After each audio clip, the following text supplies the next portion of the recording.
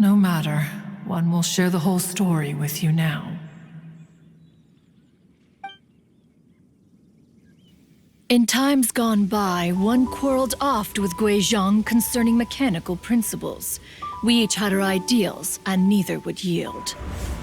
Under the pretext of a social gathering, one invited the impartial Rex Lapis to judge the quality of our creations.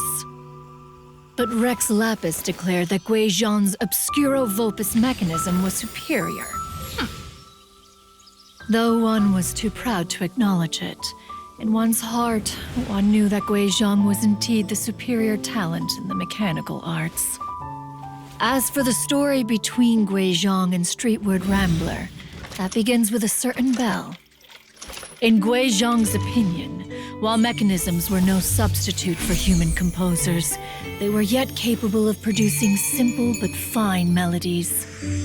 But Streetward Rambler believed music to be an expression of the soul, an emotional enterprise that could never hope to be replicated by machinery.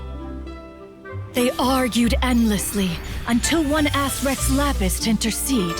He confiscated the bell and designated it for ceremonial use. Thereafter, one would often find them convening in the mountains, discussing music, mechanics, and all the affairs of the mortal world. But these good times were not to last. War broke out between the gods, and soon engulfed the Guili Plains.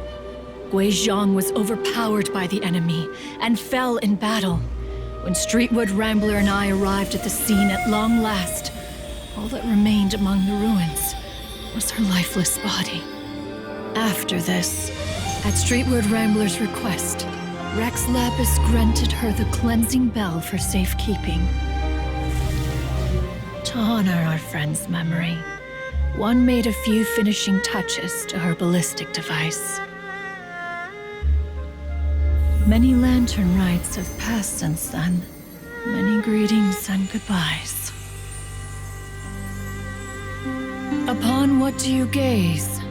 The Guili Plains? No. It's everything.